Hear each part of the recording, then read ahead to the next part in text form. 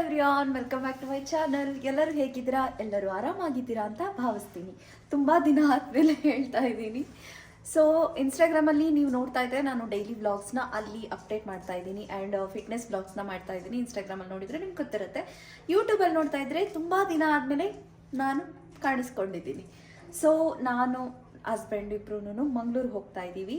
ಏನಕ್ಕೆ ಅಂದರೆ ಅವ್ರದ್ದು ಏನೋ ಬಿಸ್ನೆಸ್ ವರ್ಕ್ ಇತ್ತು ಆ್ಯಂಡ್ ನನಗೂ ಸ್ವಲ್ಪ ಸಣ್ಣ ವೆಕೇಷನ್ ಆಗುತ್ತೆ ಅಂತ ಹೇಳಿ ಹೋಗ್ತಾ ಇದ್ದೀವಿ. ಮಕ್ಕಳು ಬರ್ತಾ ಇಲ್ಲ, ಮಕ್ಕಳು ಮನೆಯಲ್ಲೇ ಇರ್ತಾರೆ. ಬಿಕಾಸ್ ಅವ್ರಿಗೆ ಎಕ್ಸಾಮ್ ಹತ್ರ ಇರೋದ್ರಿಂದ ಅವ್ರನ್ನೇನು ಕರ್ಕೊಂಡು ಹೋಗ್ತಾ ಇಲ್ಲ. ಮಕ್ಕಳಿಗೆ ಎಲ್ಲನೂ ನಾವು ವ್ಯವಸ್ಥೆ ಮಾಡಿಕೊಟ್ಟು ಹೋಗ್ತಾ ಇರೋದು ಈಗ. ಸೊ ಹೋಗ್ತಾ ಇದ್ದೀವಿ, ನೋಡೋಣ ಏನೇನಾಗುತ್ತೋ. ನಾನು ಹಿಂಗಿದ್ದೀನಿ. ಟೈಮ್ ಬಂದು ಈಗ 7 o'clock ಆಗಿದೆ. ರೆಡಿ, ಬಾಯ್ ಬಾಯ್. ಕ್ಲೀನಾಗೆಲ್ಲ ಮನೆಯೆಲ್ಲ ಕ್ಲೀನಾಗಿ ಇಟ್ಕೋಬೇಕು, ಆಯ್ತಾ? ಸರಿ, ಓಕೆ ಬಾಯ್.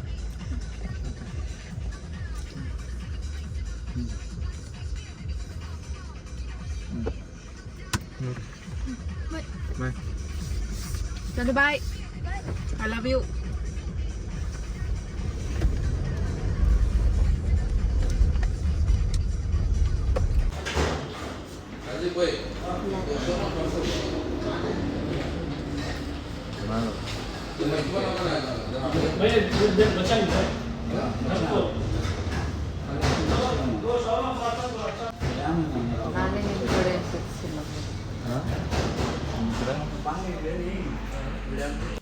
ನೈಟು ಅಲ್ಲಿ ಊಟಕ್ಕೆ ಅಂತ ನಿಲ್ಲಿಸಿದ್ವಿ. ನಿಜವಾಗ್ಲೂ ಊಟ ಏನೂ ಚೆನ್ನಾಗಿರಲಿಲ್ಲ.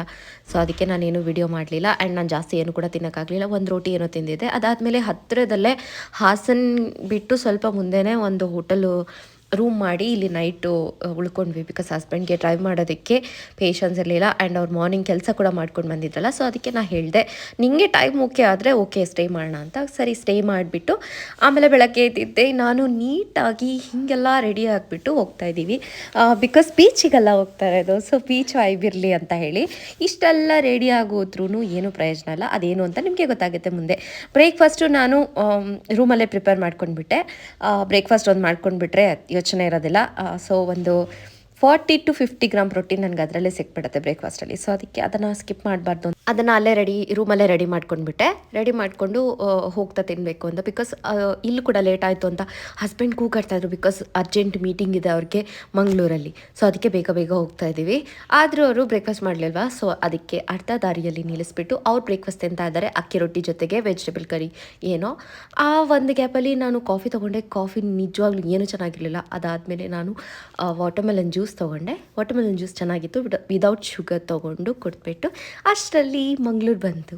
ನನ್ನ ಫೇವ್ರೆಟ್ ಮಂಗಳೂರು ಗೊತ್ತಾ? ನನಗೂ ಮಂಗಳೂರಿಗೂ ಏನೋ ಒಂದು ನಂಟಿದೆ. ಯಾವಾಗಲೂ ಮಂಗಳೂರಿಗೆ ಹೋಗಬೇಕು ಅಂತ ಇಷ್ಟಪಡ್ತೀನಿ ಜಾಸ್ತಿ. ಹಸ್ಬೆಂಡ್ ಕೂಡ ಮಂಗಳೂರಲ್ಲೇ ಜಾಸ್ತಿ ಹೋಗಿರತ್ತೆ. ನಾನು ಇದಕ್ಕೂ ಮುಂಚೆ ಹಸ್ಬೆಂಡ್ 4-5 ಟೈಮ್ಸ್ ಬಂದು ಹೋಗ್ಬಿಟ್ಟಿದ್ದಾರೆ. ಬಟ್ ಈ ಸಾರಿ 1-2 ಡೇಸ್ ಕೆಲಸ ಇರೋದ್ರಿಂದ ನನ್ನ ಕರ್ಕೊಂಡು ಬಂದೆ. ಈಗ ತಾನೇ ರೂಮ್ ಒಳಗೆ ಬಂದೆ. ನೀಟಾಗಿ ತೋರಿಸ್ತೀನಿ ರೂಮ್ ಹೆಂಗಿದೆ. ಸಖತ್ತಾಗಿದೆ. ವಾಶ್ರೂಮ್ ಕೂಡ ತುಂಬ ಚೆನ್ನಾಗಿದೆ.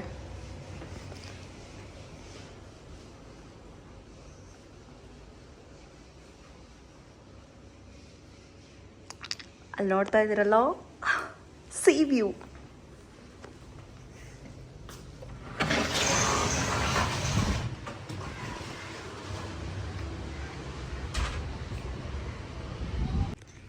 Hello, welcome back. ನಾವು ಮಂಗಳೂರು ಬೀಚ್ಗೆ ಬಂದ್ವಿ ಕೊನೆಗೂ. ಇಲ್ಲೇ ಪೋರ್ಟ್ ಪಕ್ಕದಲ್ಲೇ ಇದೆ. ನಾವು ನಮ್ಮ ಸ್ಟೇ ಇದು ಬೀಚ್ ಫ್ರಂಟ್ ವ್ಯೂ ಸ್ಟೇ ಇದು.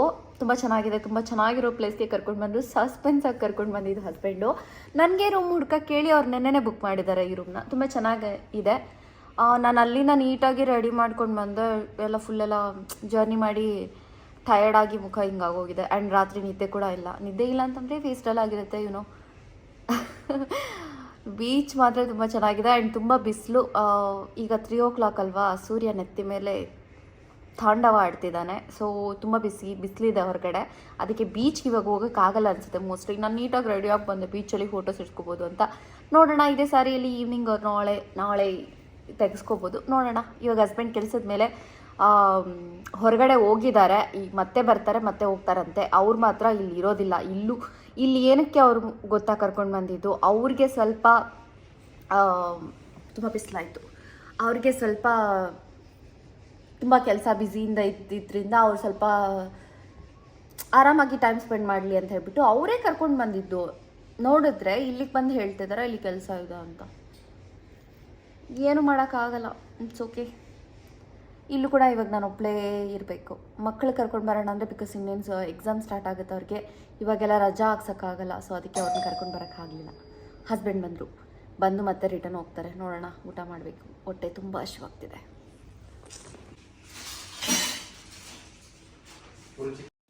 ಸೊ ಹಸ್ಬೆಂಡ್ ಬಂದು ಸ್ನಾನ ಮಾಡಿಕೊಂಡು ನೀಟಾಗಿ ರೆಡಿಯಾಗಿ ಫುಡ್ಡೆಲ್ಲ ಆರ್ಡರ್ ಮಾಡಿಕೊಟ್ಬಿಟ್ಟು ಅವರು ಕೂಡ ಊಟ ಮಾಡಿರಲಿಲ್ವಲ್ಲ, ಬೆಳಗ್ಗೆ ಬ್ರೇಕ್ಫಾಸ್ಟ್ ಅಲ್ಲಿ ತಿಂದಿದ್ದು. ಸೊ ಅವರು ಕೂಡ ಊಟ ಮಾಡ್ಕೊಂಡು ಹೋಗ್ತಾ ಇದ್ದಾರೆ. ಇನ್ನು ಹಸ್ಬೆಂಡ್ ಬರೋದು ಈವ್ನಿಂಗ್ 7 or 8 ಆಗ್ಬೋದು ಅನಿಸುತ್ತೆ. ಸೊ ಅಲ್ಲಿವರೆಗೂ ನಾನೇ ಕಾಲ ಕಳಿಬೇಕು. ಬೀಚ್ ಹತ್ರ ಕಾಲ ಕಳೆಯೋದೇನು ಕಷ್ಟನಾ, ಏನಂತೀರಾ? ಸೊ ಊಟ ಸಖತ್ತಾಗಿತ್ತು. ಆ್ಯಂಡ್ ವೆಜಿಟೇಬಲ್ ಫ್ರೂಟ್ಸು ಜಾಸ್ತಿ ತಿಂದೆ ನಾನು. ಚಿಕನ್ ಎಲ್ಲ ಜಾಸ್ತಿನೇ ಆರ್ಡರ್ ಮಾಡಿದ್ದೆ. ಹಸ್ಬೆಂಡ್ ಇವತ್ತು ತಿನ್ನೋದಿಲ್ಲ, ಅಷ್ಟು ನನ್ನ ಕೈಲಿ ತಿನ್ನೋಕ್ಕಾಗಲಿಲ್ಲ. ಇದರಲ್ಲಿ ಅರ್ಧ ಮಾತ್ರ ನನ್ನ ಕೈಲಿ ತಿನ್ನೋಕ್ಕಾಗಿತ್ತು. ತಿಂದುಬಿಟ್ಟು ಸ್ವಲ್ಪ ಹೊತ್ತಿದ್ದು ಬೀಚ್ ಹತ್ರ ಹೋಗಬೇಕು. ಬೀಚ್ ಹತ್ರ ಏನೋ ಒಬ್ಬಳೇ ಬಂದೆ, ಬಟ್ ಹಸ್ಬೆಂಡ್ ಹೇಳಿದರು ನಾನು ಬರ್ತೀನಿ ಹೋಗಬೇಡ ಅಂತ. ನೋಡಿದ್ರೆ ಸನ್ಸೆಟ್ ಆಗೋಗ್ತಿತ್ತು. ಸೊ ಅದಕ್ಕೆ ಅವ್ರಿಗೆ ಹೇಳ್ದಿರ ನಾನು ಬೀಚ್ಗೆ ಬಂದಿದ್ದೀನಿ. ಹತ್ತಿರನೇ ಅಲ್ವಾ, ಬೇಗ ಹೋಗ್ಬೇಕು. ನೋಡೋಣ, ಸ್ವಲ್ಪ ದೂರ ನಡ್ಕೊಂಡು ಹೋಗೋಣ. ಆ್ಯಂಡ್ ನನ್ನ ಸ್ಟೆಪ್ ಕೂಡ ಕೌಂಟ್ ಆಗುತ್ತೆ ಅಂತ ಅಂದ್ಕೊಂಡಿದ್ದೀರಿ. ಸ್ವಲ್ಪ ಅಲೆಗಳಲ್ಲಿ ನಡ್ಕೊಂಡು ಹೋಗ್ತಾ ಇದ್ದೀನಿ, ನೋಡೋಣ. ತುಂಬ ವಿಡಿಯೋಸ್, ತುಂಬ ಫೋಟೋಸ್ ತೊಗೊಂಡೆ. And I am proud of ನನ್ನ ಬಗ್ಗೆ. ನನಗೆ ಪ್ರೌಡ್ ಏನು ಅಂತಂದರೆ ನಾನು ಯಾರೂ ಇಲ್ಲದೆ ಕೂಡ ಫೋಟೋಸ್ ತೆಕ್ಕೊಂಡಲ್ಲ, ಸಿಕ್ಕಾಡೆ ಖುಷಿ ಆಗ್ತಿದೆ. ನೋಡೋಣ ಅದೆಲ್ಲ ಹೆಂಗೆ ಬಂದಿದೆ, ಐ ಡೋಂಟ್ ನೋ, ನನಗೆ ಗೊತ್ತಿಲ್ಲ.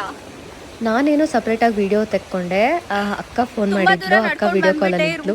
ಅವಳು ಹೇಳಿದ್ಲು ಫೋಟೋಸು ವಿಡಿಯೋಸ್ ತಗೋ, ತುಂಬ ಚೆನ್ನಾಗಿರುತ್ತೆ ಸನ್ಸೆಟ್ ಟೈಮ್, ಮತ್ತು ನಿಮ್ಗೆ ನಾಳೆ ಸಿಗುತ್ತೋ ಇಲ್ವೋ ಅಂತ. ಸೊ ಅದಕ್ಕೆ ನಾನು ಕೆಳಗಿಟ್ಟು ವಿಡಿಯೋ ತೊಗೊಂಡೆ. ಬಟ್ ಒಬ್ಬ ಅಂಕಲ್ ಸಿಕ್ಕಿದ್ರು, ಅವರು ಕೂಡ ನೀಟಾಗಿ ಫೋಟೋಸ್ ತೆಕ್ಕೊಟ್ರು. ಅವ್ರಿಗೆ ತುಂಬ ಥ್ಯಾಂಕ್ಸ್ ಹೇಳಿದೆ ಗೊತ್ತಾ ನಾನು. ಸಖತ್ತಾಗಿ ಫೋಟೋ ತೆಕ್ಕೊಟ್ರು.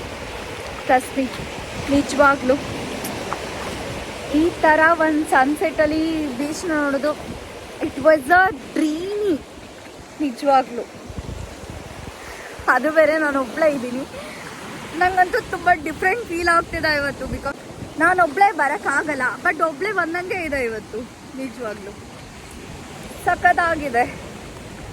ಹಸ್ಬೆಂಡ್ ಹೋಗಿದ್ದಾರೆ, I don't know, may be ಅವರು 9 o'clock ಬರ್ಬೋದು. ಮುಗೀತು ನಂದು, ಈಗ ಹೋಗಬೇಕು. I don't know, 5K something ಆಗಿರಬೇಕು. ಇನ್ನೊಂದು 10K ನಾನು ಹಸ್ಬೆಂಡ್ ಜೊತೆ ಮಾಡ್ತೀನಿ. ತುಂಬ ಹೊತ್ತು ಈ ಥರ ಬೀಚಲ್ಲಿ ಇರೋಕ್ಕಾಗಲ್ಲಲ್ಲ. ಅದಕ್ಕೆ ಈಗ ನಾನು ಮತ್ತೆ ರೂಮ್ಗೆ ಹೋಗ್ತಾ ಇದ್ದೀನಿ. ಹಸ್ಬೆಂಡ್ ಬಂದಮೇಲೆ ಅವ್ರ ಜೊತೆ ನಾನು ಬರ್ತೀನಿ. ಇದಾಗಿತ್ತು ನನ್ನ ಮತ್ತೆ ಬೀಚ್ನ ಕತೆ. ನಿಜವಾಗ್ಲೂ ಬೀಚ್ನ ಬಿಟ್ಟೋಗೋಕ್ಕೆ ಮನಸ್ಸಿಲ್ಲ. ನಾನು ಏನು ಹೇಳಿದ್ದೀನಿ ಗೊತ್ತಾ, ನಿಜವಾಗ್ಲೂ ಹಸ್ಬೆಂಡ್ಗೆ ನಾನು ಬೀಚ್ಗೆ ಬರಲ್ಲ ಅಂತ ಅವ್ರ ಹತ್ರ ಹೇಳಿದ್ದೀನಿ. ಅಲ್ಲಿಂದ ಬಾಲ್ಕನಿಯಿಂದ ನೋಡ್ತೀನಿ ಅಂತ ಹೇಳಿದ್ದೀನಿ. ಬಿಕಾಸ್ ಅವರಿಗೆ ಭಯ, ನಾನು ಒಬ್ಬಳೇ ಬರ್ತೀನಿ ಏನಾಗ್ಬೋದು ಅಂತ ಹೇಳಿ ಅವ್ರಿಗೆ ಹೇಳಿದ್ದೀನಿ ನಾನು ಬರಲ್ಲ ಅಂತ. ಬಟ್ ನಾನು ಬೀಚಿಗೆ ಬಂದಿದ್ದೀನಿ, ಅವ್ರಿಗೆ ಗೊತ್ತಿಲ್ಲ. ಅದಕ್ಕೆ ಬೇಗ ಅವ್ರು ಕಾಲ್ ಮಾಡೋಕ್ಕೆ ಮುಂಚೆ ನಾನು ರೂಮ್ನ ಸೇರ್ಕೋಬೇಕು. ಇವಾಗ ಹೋಗ್ತಾ ಇದ್ದೀನಿ. ಸನ್ಸೆಟ್ ಮುಗೀತು, ಸೂರ್ಯ ಮನೆಗೆ ಹೊಟ್ಟೋದ. ನಾಳೆ ಸಿಗ್ತಾನೆ, ನಾನು ಕೂಡ ನಾಳೆ ಸಿಗ್ತೀನಿ ಅಂತ ಹೇಳೋಕ್ಕಾಗಲ್ಲ. ನೈಟ್ ವಿಡಿಯೋ ಮಾಡಬೇಕಾಗತ್ತೆ. ನೈಟ್ ಸಿಗ್ತೀನಿ. Okay, bye guys. Hi guys, ಮತ್ತೆ ನಾನು ಸ್ನಾನ ಮಾಡಿಕೊಂಡು ನೀಟಾಗಿ ಇರಲ್ಲ, ನಾರ್ಮಲಾಗಿ ರೆಡಿಯಾಗಿ ಮತ್ತೆ ಹೀಗೆ ನಾನು ಹಸ್ಬೆಂಡು ಮತ್ತೆ ಹೊರಗಡೆ ಹೋಗ್ತಾ ಇದ್ವಿ. ಸಂಜೆ ನೋಡಿದ್ರಲ್ಲ, ಬೀಚ್ ವ್ಯೂ ಸಕ್ಕತ್ತಾಗಿತ್ತು. ಎಲ್ಲ ಆರಾಮಾಗಿ ಮುಗಿಸ್ಕೊಂಡು ಸ್ನಾನ ಮಾಡಿಕೊಂಡು ಈಗ ಊಟಕ್ಕೆ ನೋಡಬೇಕು ಏನು ಅಂತ ಹೇಳಿ. ಸಂಜೆ ಈವ್ನಿಂಗ್ ನೈಟ್ ಏನಾಗುತ್ತೋ ಮಂಗಳೂರು ಬೀಚಲ್ಲಿ ಇವತ್ತು ಏನು ಅಂತ ನೋಡಿಬಿಟ್ಟು ನಾಳೆ ಮಾರ್ನಿಂಗ್ ಬೀಚ್ಗೆ ಹೋಗ್ಬೇಕು ನಾನು ಹಸ್ಬೆಂಡು ಅಂತ ಅಂದ್ಕೊಂಡಿದ್ದೀವಿ. ನೋಡೋಣ ಏನಾಗುತ್ತೆ ಅಂತ ಹೇಳ್ಬಿಟ್ಟು. ಬೀಚ್ ಮಾತ್ರ ಸಕ್ಕತ್ತಾಗಿತ್ತಲ್ವಾ? ಓಕೆ, ನೋಡೋಣ ಮತ್ತೆ ಏನಾಗುತ್ತೆ. ಇಲ್ಲಿ ಸಮುದ್ರದ ಹತ್ರ ಬಂದ್ವಿ. ಈಗ ಸ್ವಲ್ಪ ಕೂತ್ಕೊಂಡ್ಬಿಟ್ಟು ನಾನು ಹಸ್ಬೆಂಡು ಇಲ್ಲಿ ಹೋಗ್ತಾ ಇದ್ದೀವಿ. ಏನಾದರೂ ತಿನ್ನೋಣ ಅಂತ ಹೇಳ್ಬಿಟ್ಟು. ಸಮುದ್ರ ಅಲ್ಲಿ ಕಾಣ್ತಾ ಇದ್ದ ಗೊತ್ತಿಲ್ಲ.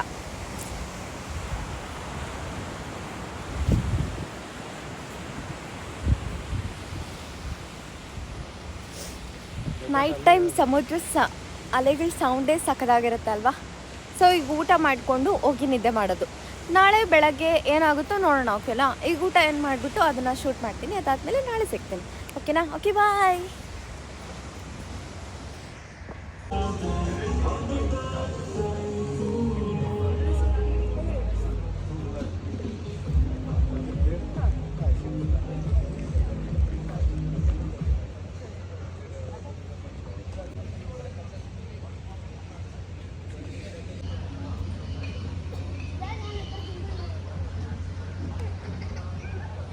Hello guys. ಮಾರ್ನಿಂಗ್ ನೆನ್ನೆ ನೈಟ್ ಮಲ್ಕೊಂಡಿದ್ದು, ಈಗಲೇ ನಾನು ಮತ್ತೆ ವ್ಲಾಗ್ ಕಂಟಿನ್ಯೂ ಮಾಡ್ತಾ ಇದ್ದೀನಿ. ಇವತ್ತು ಹಿಂಗೆ ನೀಟಾಗಿ ರೆಡಿ ಆಗಿಬಿಟ್ಟು ಬೀಚಿಗೆ ಹೋಗ್ತಾ ಇದ್ದೀವಿ. ಬೀಚ್ ವೈಬು ಇದೆ ಅಲ್ವಾ, ಗೋವಾ ಬೀಚ್ ವೈಬ್ ಕಾಣಿಸ್ತಿದೆ ಅಲ್ವಾ. ಸೊ ಹಿಂಗೆ ರೆಡಿ ಆಗಿಬಿಟ್ಟು ಹೋಗ್ತಾ ಇದ್ದೀವಿ. ಹಸ್ಬೆಂಡ್ ಆಚೆ ಕಡೆ ವೆಯ್ಟ್ ಮಾಡ್ತಾ ಇದ್ದಾರೆ. So let's go.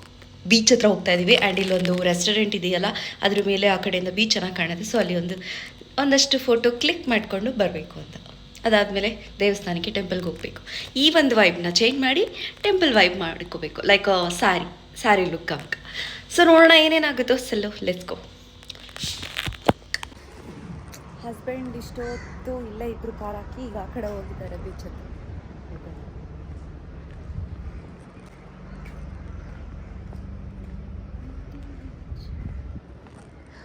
ಅಲ್ಲವ್ರೆ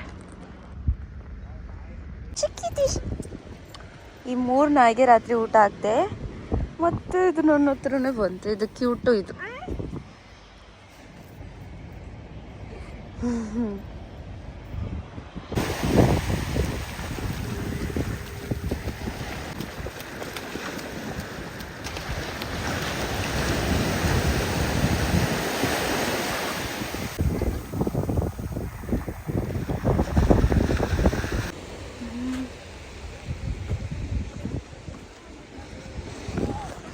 ಇಷ್ಟೊತ್ತು ಫೋಟೋಸು ವೀಡಿಯೋಸು ಎಲ್ಲ ತೊಗೊಂಡಿರುವಾಗ ಫ್ಲೋಟಿಂಗ್ ಬ್ರಿಡ್ಜ್ ಅಂತ ಹೇಳಿ ಇಲ್ಲಿ ಹೋಗ್ತಾ ಇದ್ದೀವಿ ನಾನು ಹಸ್ಬೆಂಡ್. ಬಟ್ ಅಷ್ಟೊಂದು ಅಲೆಗಳಿಲ್ಲ, ಅಷ್ಟು ಫ್ಲೋಟ್ ಆಗಲ್ಲ ಅನಿಸುತ್ತೆ ಮೋಸ್ಟ್ಲಿ.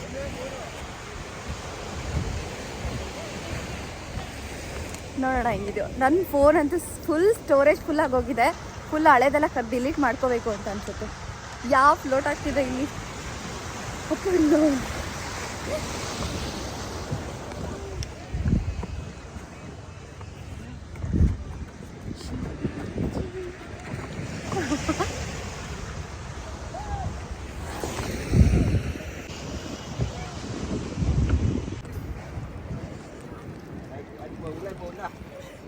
ಏನಕ್ಕಿದು ಮೀನು ಹಿಡಿಯಕ್ಕ?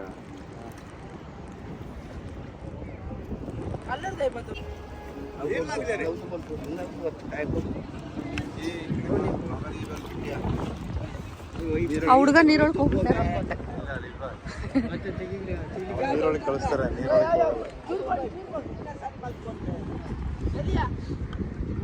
ಏನು ಮಾಡಕತ್ತ?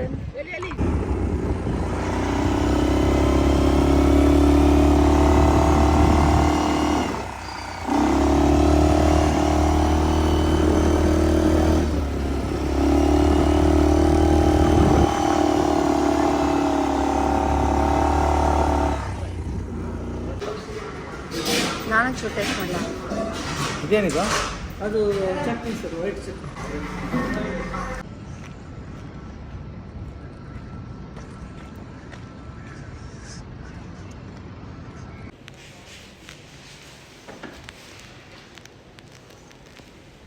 ಹೊರಡೋ ಟೈಮ್ ಬಂತು, ಹೊರಡ್ತಾ ಇದ್ದೀವಿ.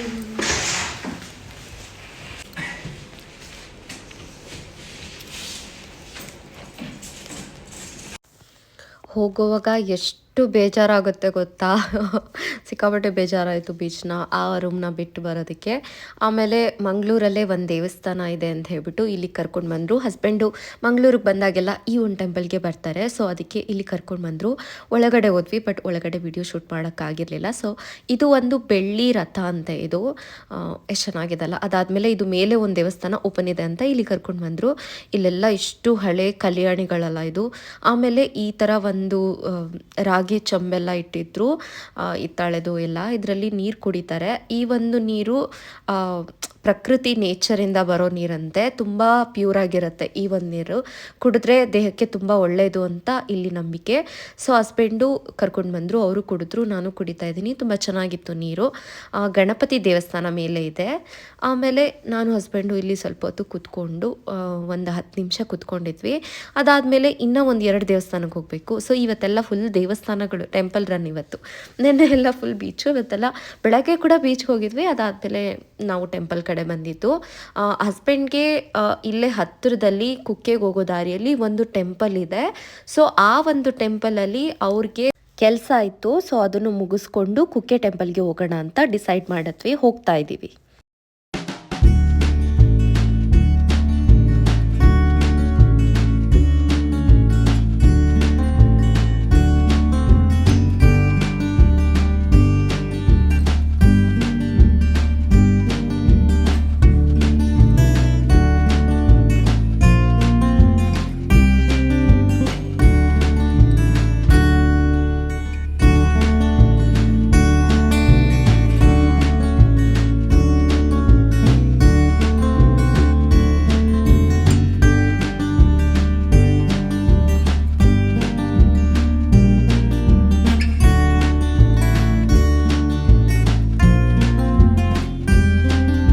ಕೊನೆಗೂ ನಾವು ಕುಕ್ಕೆ ದೇವಸ್ಥಾನಕ್ಕೆ ಬಂದು ಸೇರಿದ್ವಿ. ತುಂಬಾ ರೋಡ್ಗಳೆಲ್ಲ ತುಂಬ ಬದಲಾಯಿಸ್ಬಿಟ್ಟಿದ್ದಾರೆ, ತುಂಬ ಹೊಸದಾಗಿ ಕನ್ಸ್ಟ್ರಕ್ಟ್ ಮಾಡಿದ್ದಾರೆ ಎಲ್ಲ. ನನಗಂತೂ ಗುರ್ತೇ ಹಿಡಿಯೋಕ್ಕಾಗಲಿಲ್ಲ, ಬಿಕಾಸ್ ನಾನು ಆಲ್ಮೋಸ್ಟ್ ಒಂದು 2-3 ಇಯರ್ಸ್ ಆಯಿತು ನಾನು ಕುಕ್ಕೆ ಧರ್ಮಸ್ಥಳಕ್ಕೆಲ್ಲ ಬಂದು. ಸೊ ಇವಾಗೇ ಬಂದಿದ್ದು. ಧರ್ಮಸ್ಥಳಕ್ಕೆ ಹೋಗೋಕ್ಕಾಗಲಿಲ್ಲ, ಕುಕ್ಕೆಗೆ ಬಂದ್ವಿ. ದರ್ಶನ ಮಾತ್ರ ತುಂಬ ಚೆನ್ನಾಗಾಯಿತು, ಬಿಕಾಸ್ ಹಸ್ಬೆಂಡ್ ಜೊತೆ ಇದ್ದರೆ ತುಂಬ ಸ್ಪೆಷಲ್ ದರ್ಶನನೇ ಆಗುತ್ತೆ ಪ್ರತಿ ಸಾರಿ. ಅವ್ರ ಜೊತೆ ಇದ್ದರೆ ಪ್ರತಿ ಸಾರಿ VIP ದರ್ಶನನೇ ಆಗುತ್ತೆ, ದೇವ್ರ ಮುಂದೆನೇ ಬಿಡ್ತಾರೆ. ಸೊ ಅದು ಒಳ್ಳೆ ಎಕ್ಸ್ಪೀರಿಯನ್ಸ್ ನಿಜವಾಗ್ಲೂ.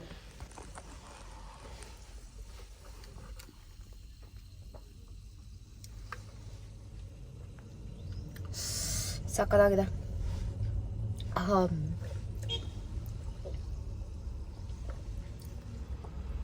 ನನಗೋಸ್ಕರ ಸ್ಪೆಷಲ್ ಆಗಿ ಮಾಡಿಸ್ಕೊಂಡು ಬಂದಿರೋದಂತೆ ಹಸ್ಬೆಂಡ್, ಹಂಗಂತ ಹೇಳ್ತಾ ಇದ್ರು. ನಾನ್ ಸ್ಟಾಪ್ ಬಿಡದೇನೆ ಸಕಲೇಶ್ಪುರ ಇಂದ ದೇವನಹಳ್ಳಿ ಬಂದು ರೀಚ್ ಆದ್ವಿ ನಾವು. ನಾನ್ ಸ್ಟಾಪ್ ಎಲ್ಲೂ ಸ್ಟಾಪ್ ಕೊಟ್ಟಿಲ್ಲ. 4-5 ಅವರ್ಸಲ್ಲೆಲ್ಲ ರೀಚ್ ಆಗಿಬಿಟ್ವಿ, ಬಿಕಾಸ್ ಹಸ್ಬೆಂಡ್ಗೆ ಮಾರ್ನಿಂಗು ಯಾವುದೋ ಅರ್ಜೆಂಟ್ ಮೀಟಿಂಗ್ ಇದೆ ಅಂತೆ. ಟೈಮ್ ಬಂದು 1 o'clock ಆಗಿದೆ. ಈ ವಿಡಿಯೋ ನಿಮ್ಗೆ ಇಷ್ಟ ಆಗಿದ್ದಲ್ಲಿ ದಯವಿಟ್ಟು like, share, comment and subscribe ಮಾಡೋದನ್ನು ಮರ್ತು ಹೋಗಬೇಡಿ. ಅಂಟಿಲ್ ದೆನ್ ಟೇಕ್ ಕೇರ್, ಬಾಯ್. ಇನ್ನೊಂದು ವಿಡಿಯೋಲಿ ಸಿಗ್ತೀನಿ. ಲವ್.